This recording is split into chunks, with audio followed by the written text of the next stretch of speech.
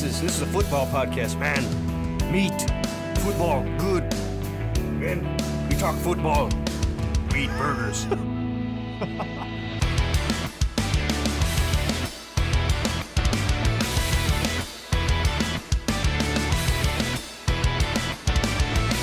Welcome back, ladies and gentlemen, boys and girls, to Scramble Drill. I am Josh Johnson, and over there, drumming away like a freak show, jamming to that intro music, is Mr. Ben Watts. How you doing, man? I'm doing amazing. We got what we wanted, dude. The draft, it happened. It came, and it went as fast as it got here. It's over. Man, this might have been the draft. What am I trying to say here? This was the most fun draft experience that I can remember in a very long time. Yeah. I mean, it helped. We did the live stream on Thursday, so thanks to everybody who showed up for that. It was a lot of fun seeing the first round. We got very tired. You could have watched me and Josh fall asleep live on YouTube. Yeah, we tapped out. I think we went by pick. I was like, all right, I'm tired. We went for like almost 4 hours. And first of all, NFL, Roger Goodell. I don't know who needs to hear this, but the first 32 picks of the draft do not need to take 4 hours. Well, the worst part, like I don't love it, but I would honestly get it. The first 10 picks, even like those, I get it if those are the longest ones, the ones you build up the most suspense for. But when like we're taking 15 minutes at like pick 21, that is ridiculous. It did get to, and I think it slowed down. I think we noticed that the further in, there was more announcements and diatribes, and people were coming up there talking about random things, and I'm sure they were all great things. You know, I think at one point, somebody was talking about the military, and you know, I'm not going to say anything against that. You can't say. I get it. You can't say anything against the military, but at a certain point, Roger, we got to get this thing moving. I want to know. I want to know who Buffalo's picking at 28, and then at 32, and then at 33. I want to know what's happening. We can have these people up there talking like while the team's on the clock. That's what we can do. Right. Yeah. Once the pick is in, and we got to listen to some dude talk for 5 minutes, I'm out. Yeah, I gotta wait 9 minutes for the pick to get in. Go to commercial, then come back. People are talking, still waiting to hear the pick. Like, no. Not to mention the fact that Sleeper was breaking all the picks before they happened. It was really close early in the draft, which is when, oddly enough, things were going the fastest. But like, I knew like who I don't remember picked after Pittsburgh. I think it was Miami. I knew who Miami had already picked. Sleeper had announced it before they even announced Pittsburgh's pick on the television. That's how behind we were. Before Miami's pick was even in, Sleeper had told us who the pick was. They're taking. It was a fun time. It was really great, though. And, you know, the first, 14, 15 picks were offensive players. So this was a fantasy football rich draft. Yeah. This is, I mean, we've been saying this, but you could, this genuinely has the chance to be the fantasy relevant draft of all time. Literally. I could absolutely see it. You know, if they had maybe one more elite running, if you had a Breece Hall prospect in this draft to just sort of put a cap on the running backs, this would be perhaps the best fantasy draft ever. It was just missing that one, like, obviously elite running back prospect. And even honestly, if Jonathan Brooks hadn't injured his ACL, he might be considered by some in that category. I don't know how many people would get there with him, but it was missing that one little piece. Everything else is just amazing. Yeah, this could not have been better. Before we dive into all the things draft, kind of reflect on how we feel about everything, let's talk some news.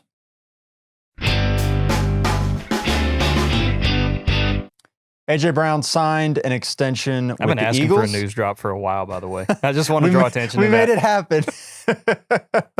I've been wanting that. Honestly, okay. An aside here. We have talked about drops for a very long time. I've wanted audio drops in the podcast for a very long time. The problem is I thought it was a thing that you could only do if you had like a $500, $600 piece of gear. And then I found It's no excuse for you not to have that piece of gear. Right. I found by accident that this recorder I already had a sound pad, and I could use it to record the whole thing. And so here we are. Now we have audio drops. Could have had this 2 years ago. AJ Brown got an extension with the Eagles.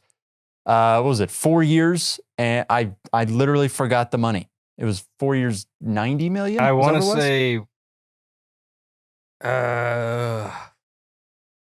it happened on the live stream, and I forgot what the money is. I know he got 84 guaranteed. There we go. Amon-Ra just got 77 with the most ever. Now AJ Brown got 84, which is the most ever, which means Justin Jefferson's probably getting $100 million guaranteed. It was 3 years, $96 million, 84 guaranteed. Yep. A lot of money.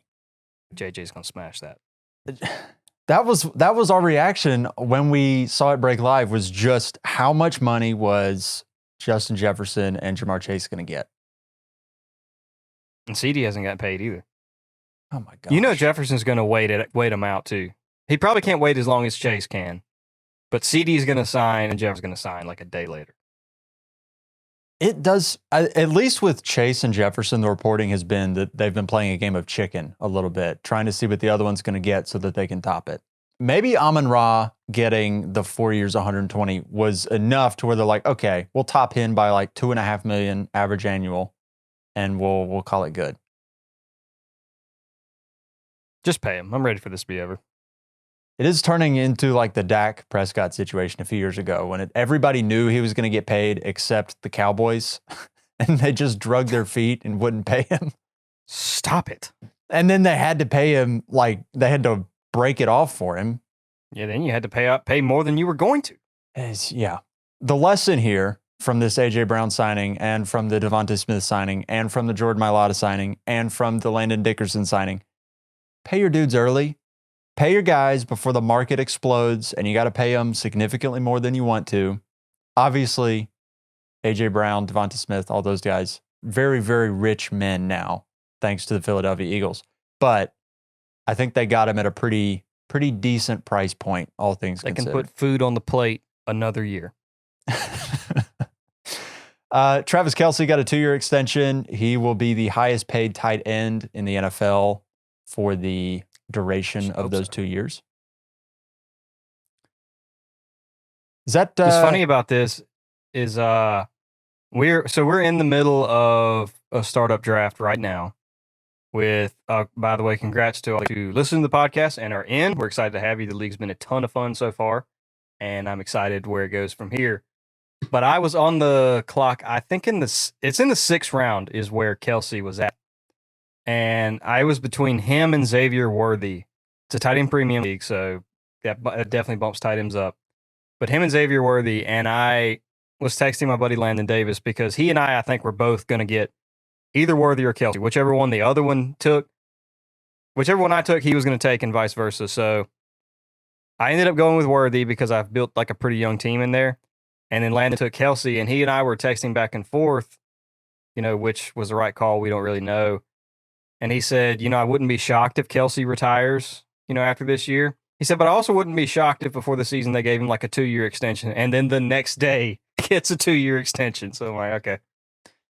Do you think this is kind of like insurance for the next 2 years that he's going to play? And then if he does play for 2 years, how do you value him in Dynasty against some of these other really young tight ends coming up? Yeah, no, it definitely makes me feel better for like the Kelce shares that I have. I'm like, okay, he's for sure there. Like I can count on him. He's not going to go anywhere for a little bit. I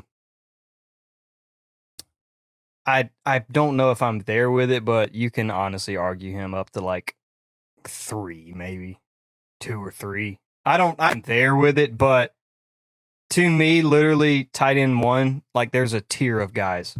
There's an argument for like 6 tight ends to be tight end 1, except maybe Laporta.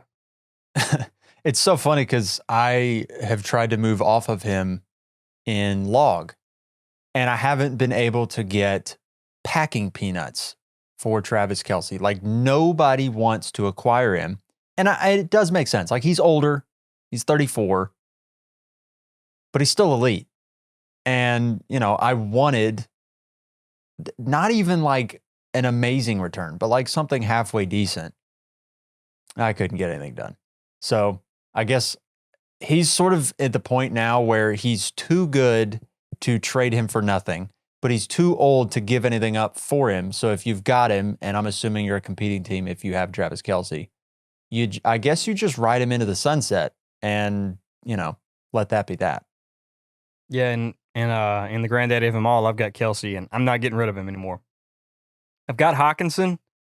He's obviously he's going to sit on my IR until he's ready, but I was legit looking at trying to get another tight end. I'm like, obviously I love Hawkinson. I'm not selling him, but I'm going to need somebody till he's, ready.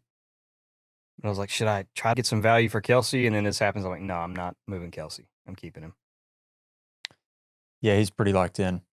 The Jacksonville Jaguars today released Zay Jones.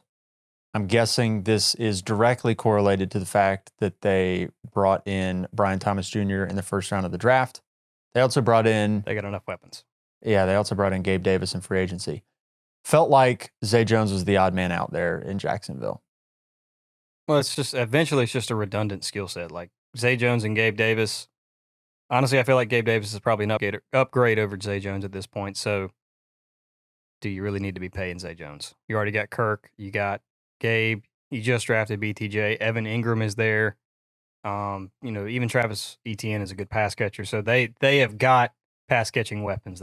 Enough there. If you had to take a stab right now at just not even specifics, but just like the target pecking order in that offense. I knew you were going to ask that question. As soon as I saw this in the news section, that question was coming. I don't know why I'm so fascinated by the Jaguars offense, but I am. It could be specifically tied to the fact that when I initially statted out the Jaguars before the draft, I was criminally high on Christian Kirk, like top 12 wide receiver high on Christian Kirk. That's changed now that they've brought in Gabe Davis and drafted Brian Thomas. He's lower, but I'm still just like, I guess, chewing on it in the back of my brain, just trying to figure out like, okay, what does it actually look like to bring in Brian Thomas versus, if they would have instead brought in a Keon Coleman and Adonai Mitchell, something like that. Like, I don't know. I've just been thinking about it pretty regularly, and, I'm curious how you feel about it. I want to say Kirk is still very valuable for fantasy. Like, I still think he can be top 20 easily because he was that with Calvin Ridley there, like an experienced veteran, great receiver, Calvin Ridley. And they just put Kirk in that slot and they know how to use him. They love him there. So I don't think Kirk necessarily just falls in my mind. Obviously, Brian Thomas Jr. hurts him more than like Gabe Davis and Zay Jones did. But I think he's probably the quote-unquote one for fantasy there. I would definitely take him over Brian Thomas Jr. in drafts this year. But, I would still have him at 1. Brian Thomas is the most talented. He takes over the X role, but he probably just banishes Gabe Davis to nothingness. Even though Gabe Davis will have a role, but come on, Brian Thomas Jr. is exponentially more talented than Gabe Davis. Yeah, I think the added layer to this is the fact that the Jags were 6th in the NFL in pass attempts last year. So there's a lot to go around. And we haven't even talked about Evan Ingram, too. Didn't think about that because he's a target hog at tight end. Yeah, he had 140 plus targets last year. And there's a lot to go around. Like, this passing pie is not a small one. So you can have 3, and we saw it last year, you can have 3 fantasy relevant pass catchers in the offense. It's just sort of a matter of, I think now that you've got 4 interesting elements in the offense, it gets tough to figure out, okay, who's the odd man out? It's probably going to be Gabe Davis, but you never know week to week, and he could certainly vulture away some stuff from Evan Ingram and Christian Kirk. Definitely got Trevor Lawrence coming up my boards now because, I mean, with that many weapons, it's a little bit like Caleb Williams' situation. I'm like, my gosh, like how bad do you have to be to not be good with those weapons? Right. Yeah. It definitely helps him. The Dallas Cowboys, last piece here, Dallas Cowboys signed Zeke Elliott to round out their putrid running back room. Feels like in Lord of the Rings when Gandalf comes back in the woods. Come back to you now at the turn of the tides. This is Zeke returning to the Cowboys. This is Zeke the White. He is no longer Ezekiel the Gray. Or Ezekiel the Pudgy. I don't know. This is terrible. Like, this backfield is so bad. I guess it just reaffirms how I feel about CeeDee Lamb, how I feel about Dak Prescott, because they're going to throw the ball so much with such terrible running backs. I mean, Tony Pollard was not very good last year, and they got worse. I thought Jerry said they were all in. Like, that's been their offseason thing is all in. I don't know what his definition like the Eagles of all just in got is. So much better through the draft. Got the top 2 corners. Washington just got a new quarterback. Even the Giants, like they added. There were talks about them getting a quarterback, but like Neighbors makes their team better. You're all the only team in your division that didn't get better. Yeah, I'll be honest. I paid very close attention throughout the draft. I cannot remember any of their draft picks. They took, was it an offensive lineman in the first round? I think they did. I just can't remember who it was. Yeah, that's not good. Not ideal. That's not good. Not ideal at all. Okay, let's talk some of these draft reactions. You've had some time to stew on it. How do you feel right now about Michael Penix Jr. to your Atlanta Falcons? I'm less angry than I was. Oh, you don't say. I've listened to a lot, and there's a lot of backlash, and there's a lot of people saying it's good. I'm kind of in the middle of, if that's so much money to pay Kirk Cousins if you're going to draft a quarterback. I get it. Like you want to win. And we're kind of like that. We want to have our cake and eat it too. We want to win now and prepare for the future, which I get it. If the logic behind it is we don't want to have to pick this high again in a long time.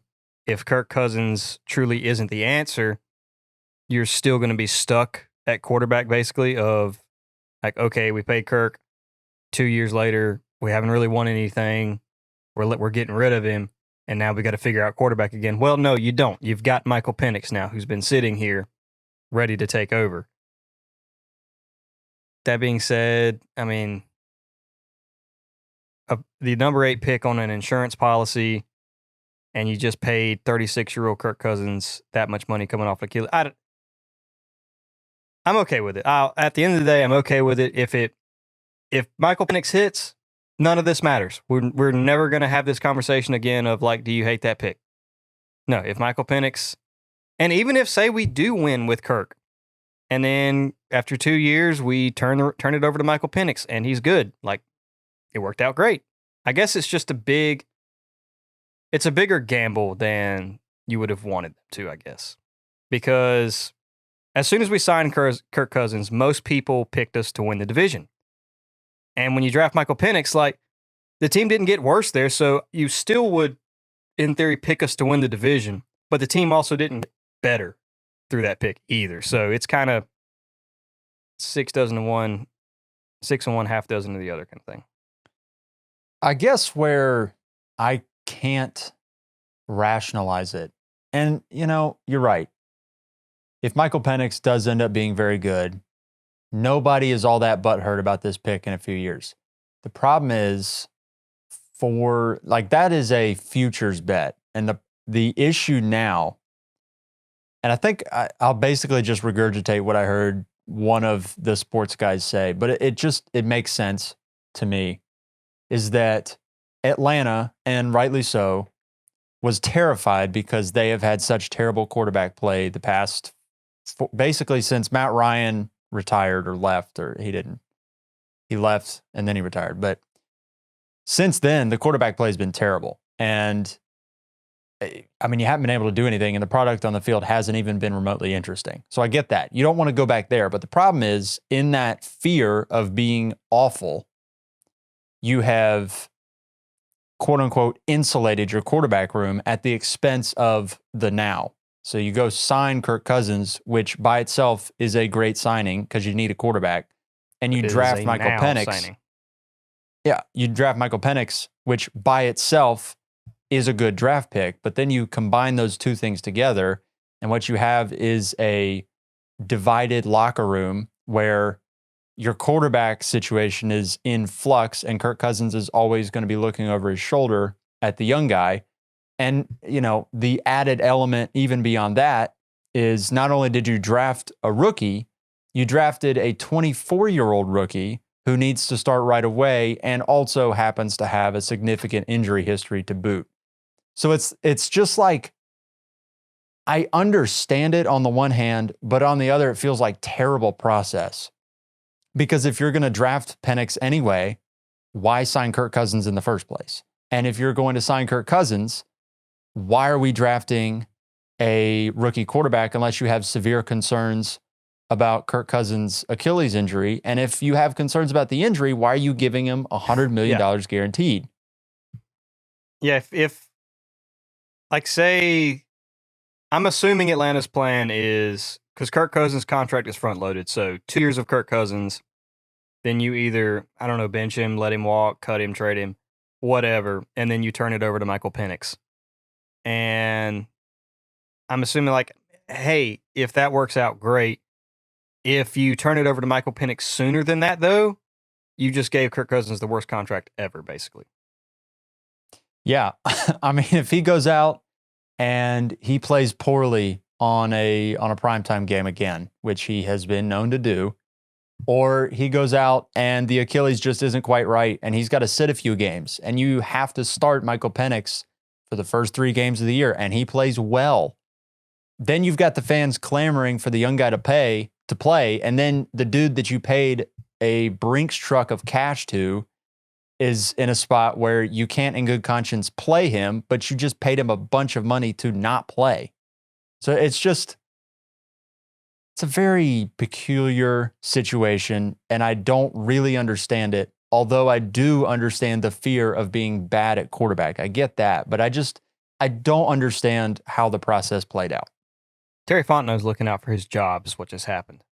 And doing that, he might have lost it. Yeah. I mean, if Kirk Cousins fails and we don't sign Michael Penix, Fontenot's fired. If Kirk Cousins fails, I guess he's got this backup. He's like, oh, well, let's see what Penix can do. Buy himself another year, maybe. Yeah, maybe. I guess. I will say too, I'm not terrified of Penix's age. I get it. He's 24. He's a rookie, but it's not like he's a running back. Like for fantasy, I guess it's noteworthy, but for the NFL, I'm like, Kirk Cousins is 36 years old, and we just gave him a 4-year, $100 million contract. So, yeah, and I only bring that up. I'm not really scared of Michael Penix. I only bring that up because J.J. McCarthy was on the board, and you passed on McCarthy to draft Penix. And he's the quote-unquote more of a project than Penix. He is. He's more of a project, but if you're got a guy that's going to sit for multiple years anyway, draft the guy that is younger that you can develop, because you're going to have to develop Penix regardless. I mean, he's not going to play unless something catastrophic happens that is way off of what your plan was, whatever the plan was. Draft a dude who's 3 years younger and that you can develop, because you got to develop the young guy regardless of what you're going to do anyway. Yeah, no, I don't disagree there. So I don't know. I still think after a couple days that it was a questionable pick. But, at the same time, it does make Atlanta very exciting, because if Kirk Cousins goes in there and stinks or just isn't right, there's always the element that you've got Michael Penix there, who is a pretty darn good quarterback. Yeah. It's a weird situation, but I don't hate it as much as I used to. Chicago, man, they have turned this thing around quite a bit. Caleb Williams goes at 1, like we all knew, and then at 9, I guess in part because your Falcons decided they wanted Michael Penix, Odunze goes to the Chicago Bears, and so now their weapons include DJ Moore, Keenan Allen, Odunze, DeAndre Swift, Cole Kmet, an improved offensive line from when they drafted Justin Fields. The cupboard is now stacked, and you get to add Caleb Williams to that mix. Chicago fans, y'all are having a great time right now, and I'm jealous. I wish I was a Chicago fan. It is because I can't remember a rookie quarterback that has entered a situation as the 101 this nice. Like, you get drafted as the first player off the board as a quarterback, you're going to a situation that's terrible because that team, more often than not, was the worst team in the NFL the year prior. Chicago, it's the exception of the rule because of that Panthers trade. And not only that, they improved their team drastically in the offseason to boot. Yeah, I think they traded they didn't have a second, but they traded that for Montez Sweat, which I feel like you'll take that. Mm-hmm. And usually you don't have a number 1 overall pick coming into 2 good receivers in Keenan Allen and DJ Moore. So you were already excited about Williams. And you get to add I don't want to say the word generational because I feel like that's probably reserved for Harry, but a guy who a lot of people really didn't have him any lower than Harrison on their boards. They're like, there's really not separates Rome, Harrison, and Neighbors. Kind of pick whichever one you like. So people love Odunze. Dude, he is so good. And I know DJ Moore is awesome, and he was a top 10 receiver in the NFL last year. But Odunze might be the best receiver in that room just as a pure talent. And maybe it's not the case day 1, but if you took that wide receiver room in totality and just said, as a group of 3, you can argue it's up there as one of the 3 or 4 best groups of 3 wide receivers in the NFL. Yeah. I mean, I keep seeing the ESPN like, oh, do you take Debo, Ayuk, and Pearsall? Do you take Devonta Smith, A.J. Brown? And I don't remember who the third receiver the Eagles have. But I mean, I think too, you could add in Justin Jefferson, T.J. Hawkinson, and Jordan Addison. You could put that as a 3, and I will allow it. But that's probably the best. If we're going to put T.J. Hawkinson in there, that's probably your best. But only because Jefferson is the best. Yeah, it's still amazing. So I don't know what you are going to project for Caleb Williams year 1. I'm going to probably be... I probably got him top 10. Yeah. Like, I mean, off the rip, I mean... Here's the thing, though. If he does what C.J. Stroud did last year, which was 4,100 yards, 24 touchdowns, and like 7 picks. If he is in that territory, we're going to we're going to be in our underwear streaking up and down the streets for Caleb Williams. It will not be top 10. It will be, oh, he's QB2 in Dynasty kind of conversations. Yeah. Some people will probably argue. I've seen people try to argue Stroud at 1. So if people will argue Stroud at 1, Caleb will be argued as 1. It's very possible he breaks the Bears records, all of them, for passing in his rookie year. All you got to do to break the rookie records is average 130 yards a game. I kid you not. Is that legit? That is legit. That is fact checked. If he stays through the whole year, unless if Caleb Williams doesn't, it's 100% on him. Like, the only way he doesn't is DJ Moore, Rome, and Keenan all tear their knees up in the first game of the season. I mean, Caleb Williams could tear his own ACL. Play on that torn ACL. I would give that man Phillip a crutch. Rivers did. No, you're going out there. And he would still break the record. Yeah. Okay. Let's jump over here to the LA Rams. Have we not been saying it? Have we not been saying it? We have been saying, and we are low on Kyren Williams as a podcast. Fully admitted, I will state Far the lower bias from the get-go. Than anyone else.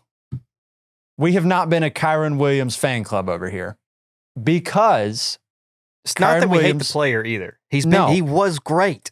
he was incredible. The player had no draft capital to speak of, and we collectively have been burned by low draft capital running backs that produce and then get immediately replaced. We've been burned too many times. James Robinson specifically is just etched firmly into my memory. And so I'm overly cautious about non-existent draft capital running backs that produce no matter how good for fantasy football. And so it came as no surprise to us and great surprise to everybody else that the LA Rams drafted Blake Corum in the 3rd round. Sorry. It is so funny though. It is. I think I sent you in all caps. And when they took Blake Corum, I'm like, I knew it. It's so fun. Like, I was offered a trade in one of our leagues last week where he offered me Nico Collins. This was before the Stephon Diggs signing. You need to be careful. I'll figure out who it is. Yeah, it was Nico Collins and Kyren Williams and a future 1st-round pick for the, I think it was the 102 is what it ended up being. Yeah, you did text me about that one, I think. At the time, this was prior to Stephon Diggs signing with Houston, so Nico Collins had a little bit more shine to him, and Kyren Williams obviously did not have Blake Corum in the backfield. Also, they signed Boston Scott like 2 minutes ago. So. Oh, yeah, I forgot about that. I'm not worried about Boston Scott. No, but it's just it's not Ronnie Rivers. Let's put it that way. Yeah. And so I said no. I was like, that's not enough. And the hopium, I guess, or the argument of like, oh, but it's Kyren Williams. And I was like, yeah, dude, you came to the wrong dude. If you wanted to sell Kyren Williams, I'll be honest with you. Like it's weird, man. Like if you want to offer me a running back in Dynasty, it better be Bijan, Brees, or Gibbs. Otherwise, I don't care. Like unless I'll make the argument for my contending teams. Like okay, Saquon and CMC and who else can I think of here? Maybe Josh Jacobs to an extent of like if I'm trying to win a championship, okay, yeah, I'll take one of those guys. I'll trade one because they've got 2-year windows, I think, baked into them. So I'll take them, which realistically, give me Saquon over Kyren in Dynasty. Give me ETN over Kyren in Dynasty. So many people have had those two guys behind Kyren Williams. I'm like, no, there's not a chance in the world I would trade Travis Etienne for Kyren Williams. No. And it's funny because Kyren was so much better than Travis Etienne last year. Oh, he was. But it's the security. It is, yes, Kyren Williams is likely the RB1 for the LA Chargers or the LA Rams next year. Oh, I'm not going to argue that. He'll be the one.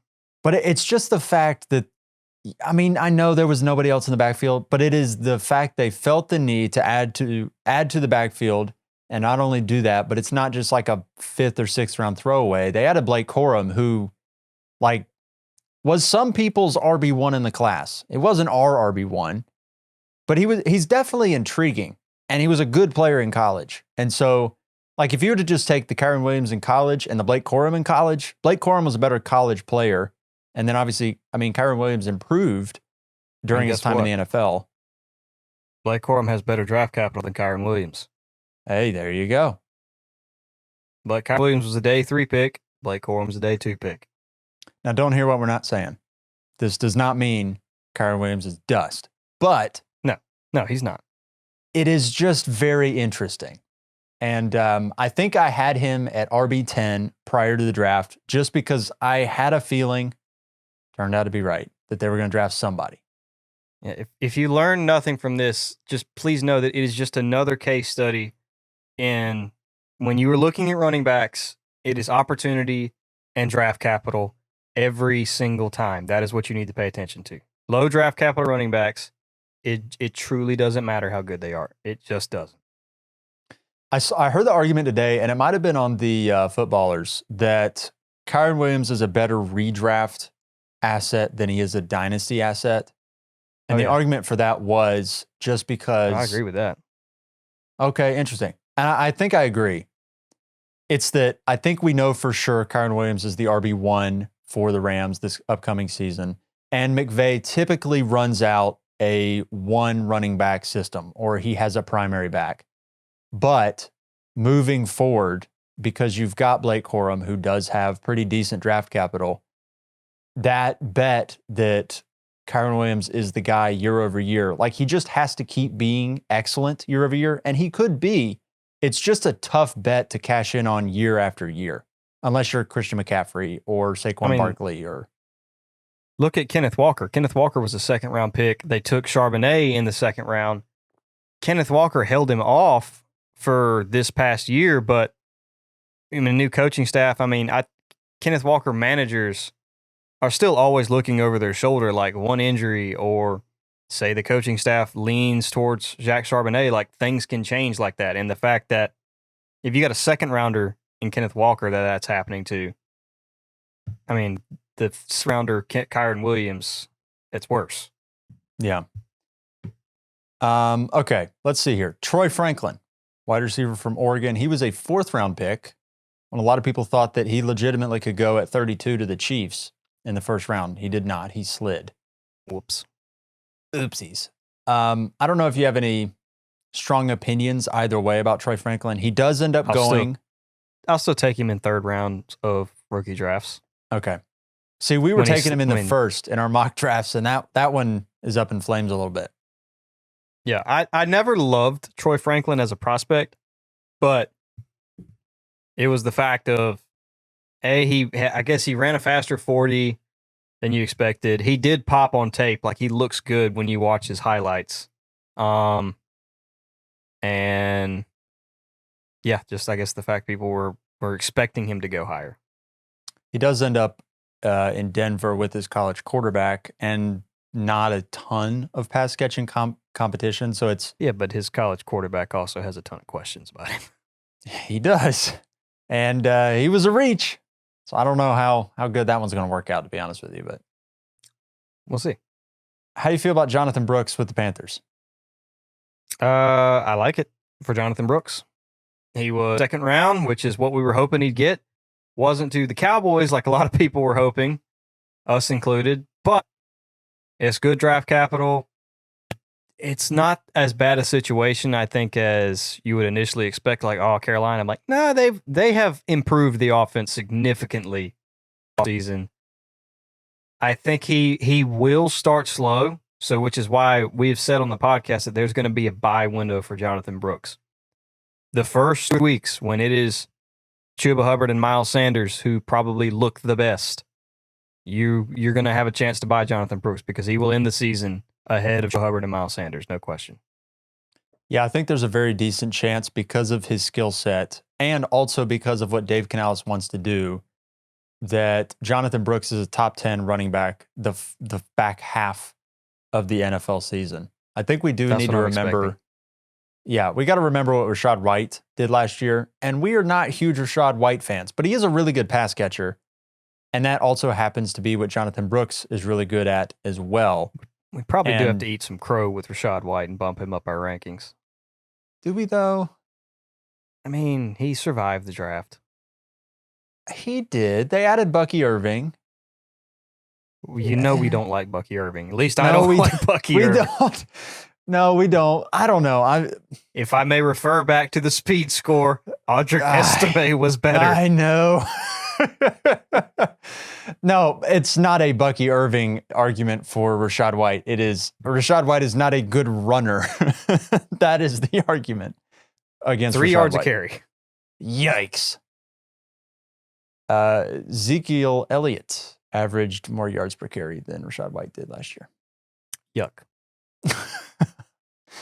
Anyways, I forgot where I even. Oh, Jonathan Brooks. Yeah, good pass catcher. Dave Canales likes to throw to the running back. At least he did with Rachaad White. And Bryce Young is not exactly the mobilest of mobile quarterbacks. No, he's all right. He can get around enough. He can shimmy a little bit. We'll shake and bake. Okay, the other running back, Trey Benson, goes to the Cardinals. Is there a clear running back rookie hierarchy here for you? Yeah, no, I think Jonathan Brooks is purely one, and I think there's a slight dip to Benson. I still like Benson a lot. I think he's the most talented running back in the class. And I still think he's a decent fantasy pick because, A, James Conner is 28, 29 years old. So he's an injury away from being a starter with an older guy behind him. If James Conner stays healthy the whole year, I think you're gonna have to wait a year on Benson. But they took him in the third round, decent draft capital. I'm cool with him. That's a good landing spot was Arizona, I think. Yeah, I mean, he's probably a handcuff year one, but then James Conner's only got 1 year left on his deal. So he's probably done after that. And then it is Trey Benson. That's his backfield. To the moon. That's such an exciting offense to buy into because you have Marvin Harrison, Kyler Murray, Trey McBride, and Trey Benson. And there's clear hierarchy with the weapons in the offense. Yeah. That's so exciting. That's going to be so much fun to watch because they're going to be like good enough to provide great fantasy value, but they're not going to be quite like the best offense in the league. So we're just going to be projecting that leap for them as they continue to build. Yeah, and the team's not amazing, so like they're gonna have to do all and to win games. So yeah, and also they were top 10 in yards last season as an offense. They were like 23rd in points though, but they were still top 10 in yards on a non-Marvin Harrison, a non-Trey Benson. Well, having Cardinals a true offense. number one receiver, that will improve things. That will help quite a bit. Okay, let's talk. I just threw this into the doc because I just feel like talking about him right now. I'm on a Ben Sinnott. I don't know how you say his name. You crushed people's hearts in our startup taking him where you did. I didn't know anybody else was on Ben Sinnott, but I'm here and I'm here for it. And I just took him in our startup draft, and apparently I broke everybody's heart. Everyone freaked out when you made that pick. I took him in the 13th round, guys. I have seen, since making that pick, this has been a couple hours, I'd done a little bit of research into him. He had like a 9.7 RAS score. So he's a freak, and he had like 700 yards and was Kansas State's leading receiver last year as a tight end. So that's intriguing. He also had like 7 or 8 touchdowns. Big 12 tight ends are always good. Yeah. And he comes from Kansas State. So, I mean, that's one of those programs. It's not Iowa, but it's one of those programs where they're a developmental program and dudes coming out of that program, you just sort of, you don't quite give them a benefit of the doubt, but it does feel better to take a guy from Kansas State than it does from like Kansas or Oklahoma State or just somewhere that doesn't have that reputation. So he's intriguing. And it was very fun just to hear everybody groan and die inside when I took the guy that I didn't know anybody else cared about. And I felt like I reached for him, but apparently not. He might have been on my radar next round 14, but my team had other needs, so I'm like, nah, yeah, he's falling down. That doesn't make it back to me, oh well. If you are not the initiated, we are speaking about Ben Sinnott, the second round tight end drafted by the Washington Commanders. The second tight end taken in the draft. Freak athlete, exciting prospect. I truthfully did not know who he was 3 weeks ago. Probably should be higher on him than I am, especially since I took Jaden Daniels in this startup draft. So I'm like, I would not be a terrible. And only Zach Ertz is there. Like Zach Ertz is 34-year-old self. That's the only competition he's got at tight end. So there's reason for excitement. I'm just hoping this is a Trey McBride situation where he's behind Zach Ertz his rookie year. It was a freak athlete situation. He was great in college, and then in year 2 explodes. I don't know if that's the case, but that's fingers crossed. Well, I'm just hoping you're for in it. the 13th round of a startup. I'll take that shot. Oh, yeah, absolutely. So anyways, I had to throw in my Ben Sinnott and just, I had to get that in there. I guess speaking of tight ends, we should probably talk about Brock Bowers. The tight end everyone is upset about. I don't like the Raiders. Hate the pick. I don't hate the landing spot, I guess. No, the landing spot's fine. Landing spots. It's okay. It's just not. You're just mad about Michael Mayer. Yes. I did trade for Michael Mayer before the draft, and that one just. I don't know. Like, I guess with tight end, it's so difficult to know with a guy drafted that high. Obviously, your expectations are through the roof, and Brock Bowers as a talent is incredible.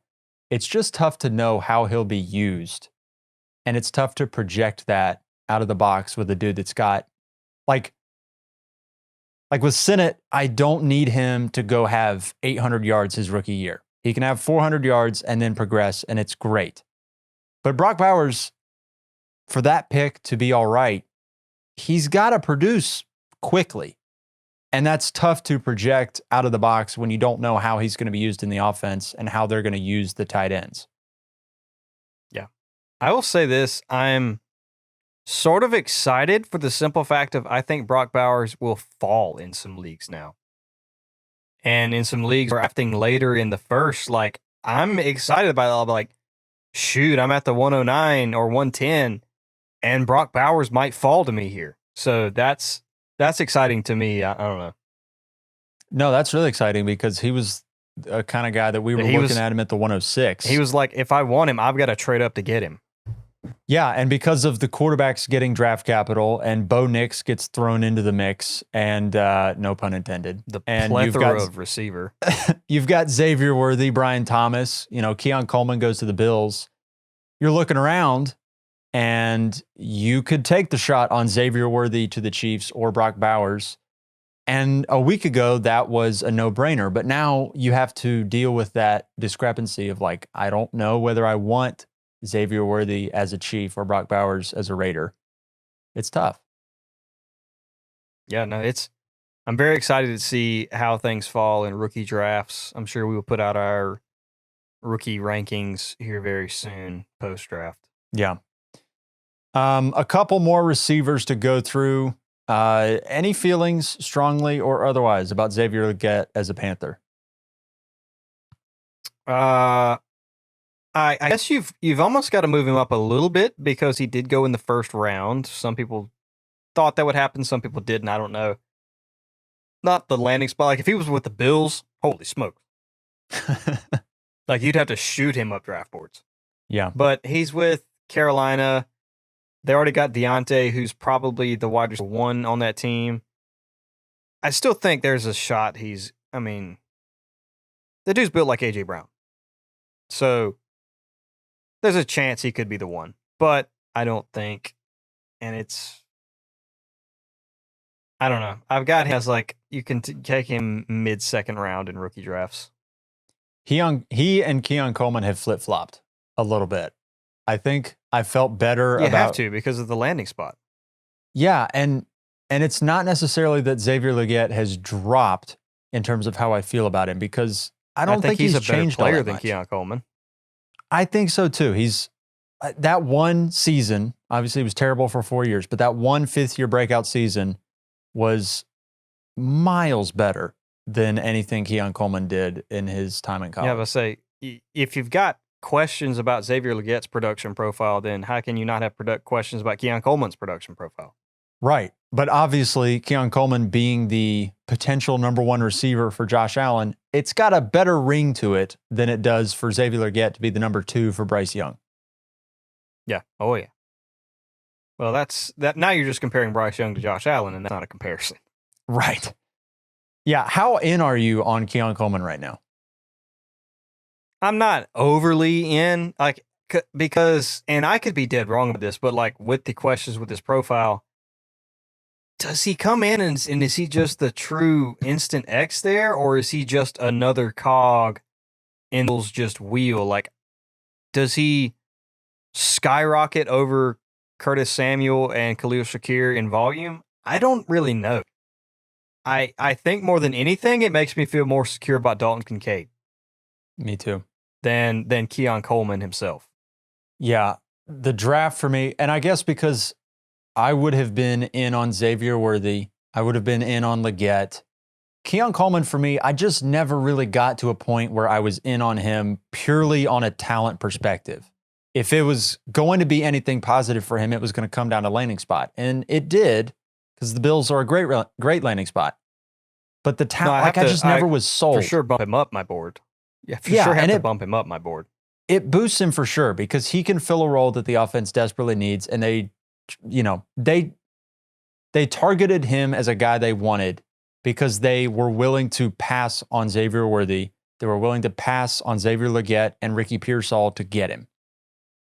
I don't think you trade down twice without knowing that, like, what you're passing on. Without feeling good about him there. Right. So they feel good about him, clearly. It's just a matter of can he produce.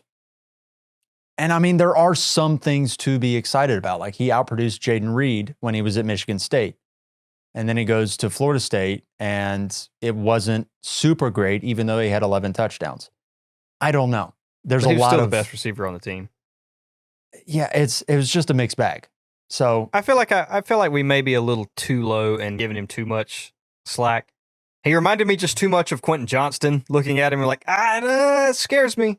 Yeah, but he's got better hands than Johnston. So yeah, I mean, at least he's really good in jump ball situations, and Quentin Johnston has. Quentin is not. He is not. Quentin isn't good in wide open situations. If that ball's in the air, Quentin's sweating. Last one, Ladd McConkey. Speaking of Chargers wide receivers, gets taken to the top of the second round. Love the landing spot. Holy crap! How close are those pants to coming off, Ben? The belt buckle's undone, dude.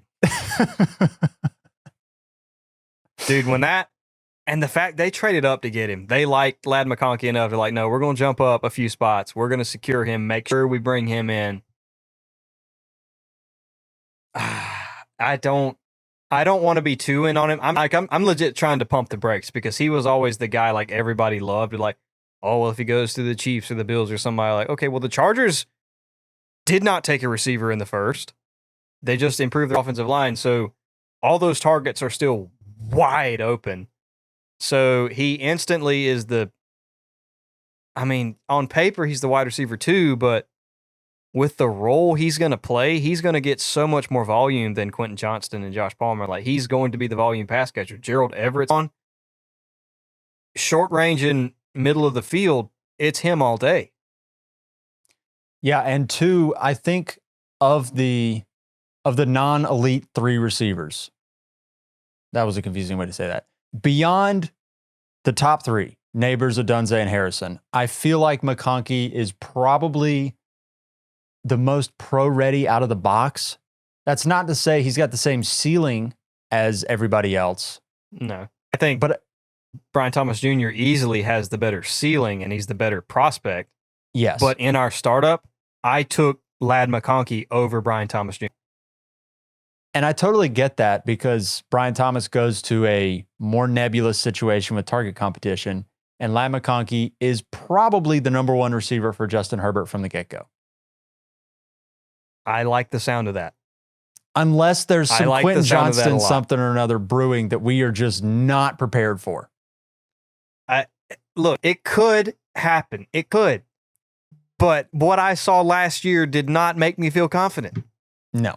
I have no reason to believe that's the case. So if it does happen, that would be massively surprising. Honestly, if Quentin Johnston does make a resurgence and has a good year, I don't think that changes my mind on Ladd McConkey because they play such different roles. Like, I could legitimately say Quentin Johnston does step forward and he kind of takes over the Mike Williams role. Ladd McConkey plays more like Keenan Allen anyway. He's not a deep threat. He's a intermediate short route runner. But see, that's the thing. He absolutely could be a deep threat because he ran a 4.3.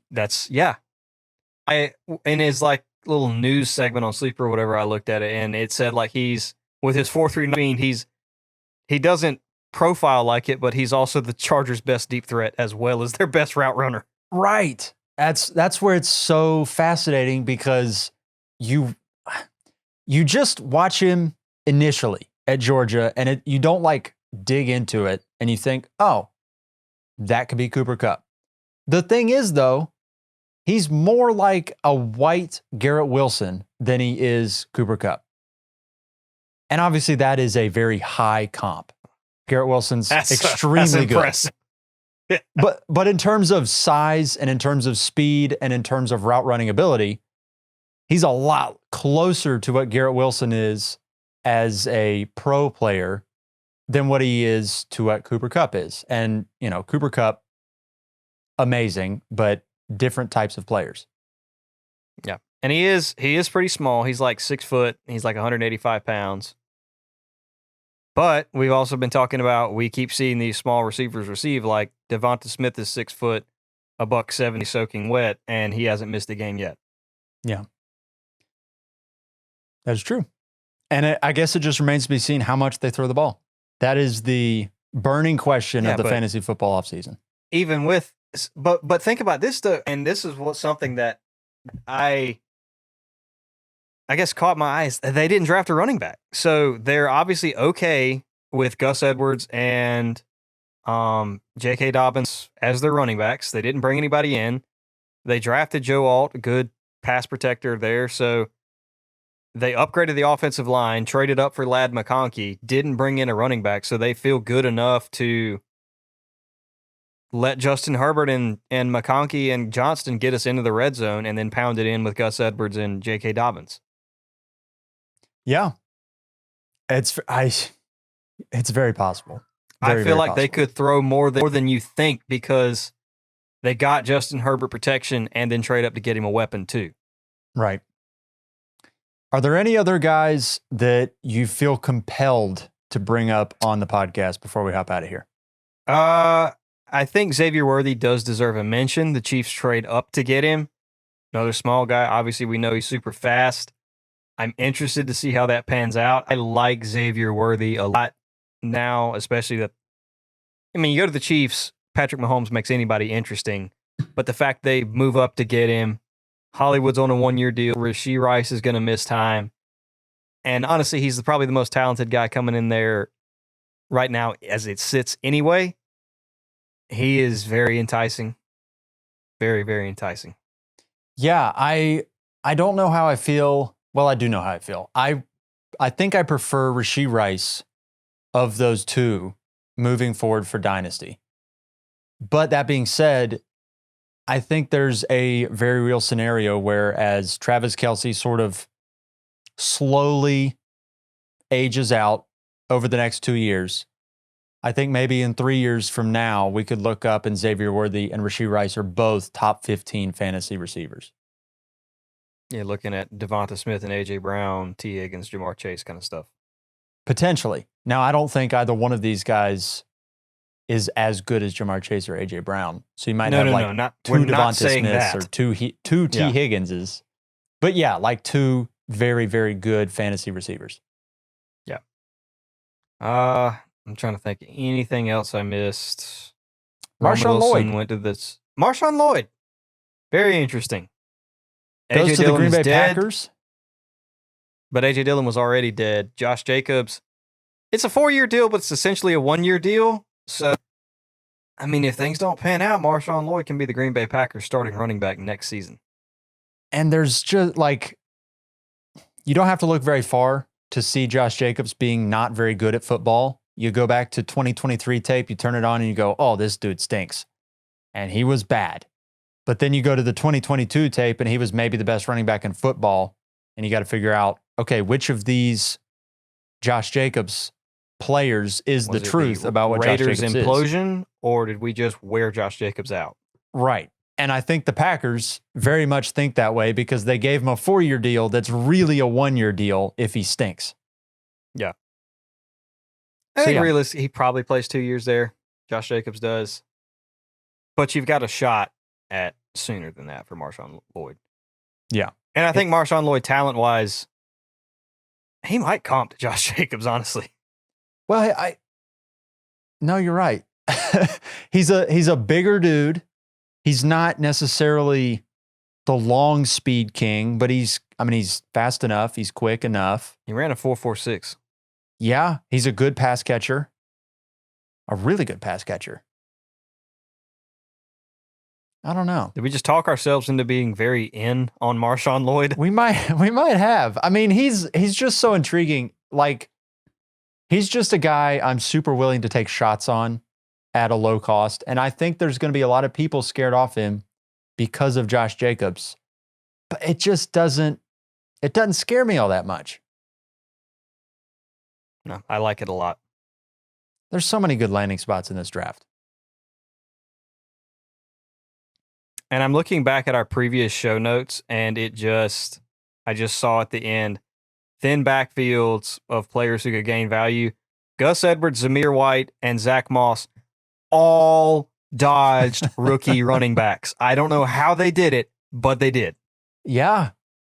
I like the throw the Cowboys in there too. Literally every single backfield we mentioned in that section of the show, none of them drafted a running back. Think about this.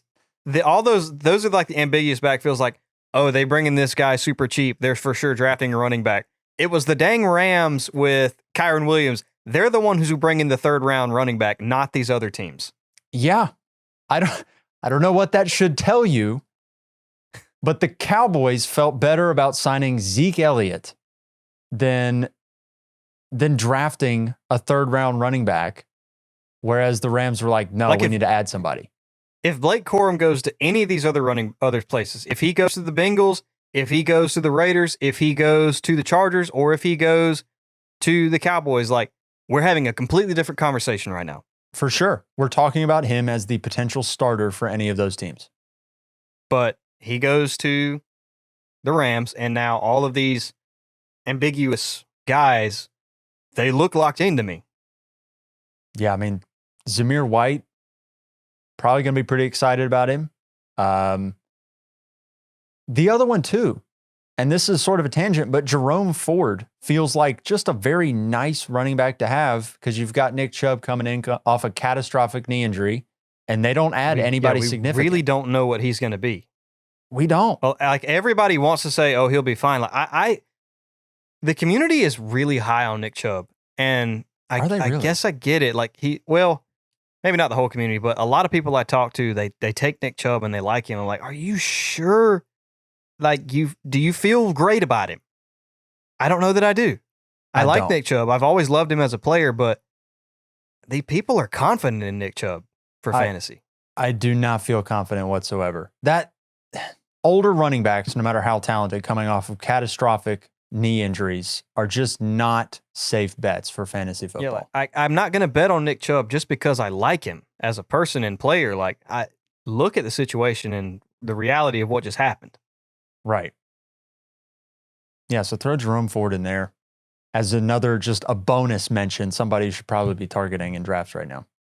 Yeah, so I'm high on, or definitely Zamir White. I'm sneaky high on Gus Edwards because I think he could do literally exactly what he just did with the Ravens and just he can be my next Austin Eckler when Justin Herbert throws the ball 60 times, gets him down in the red zone, and they just hand it to Gus Edwards like, no! I can't wait for Lad McConkey to go down at the 1 yard line, and then they just give it to Gus Edwards. It's one more human that you just want to off because of their fantasy football production. Great. Anybody else you want to hop into here before we get out of here? No, it's been a good week. It's been a real good week. It's been very exciting. What should we do next week? I don't even where do we go from here? Well, I think it's time to, now that this has happened, we need to update some rookie rankings. We need to update dynasty rankings as a whole. Yes. And share those with everybody. Yeah, we need to update these dynasty ranks. Maybe we'll do that next week. Yeah, that. We'll be able to do it quicker because, we don't need to spend 10 minutes talking about Justin Jefferson versus Jamar Chase. Like, that doesn't need to happen. No, we don't. But figuring out where Marvin goes, figuring where Rome goes, where Malik goes, heck, even where does Lad McConkey go in here? I'm very excited to figure that out. I love that. We will start hopping into some rankings and things of that nature next week. We'll see you guys then. Have a good one, everybody.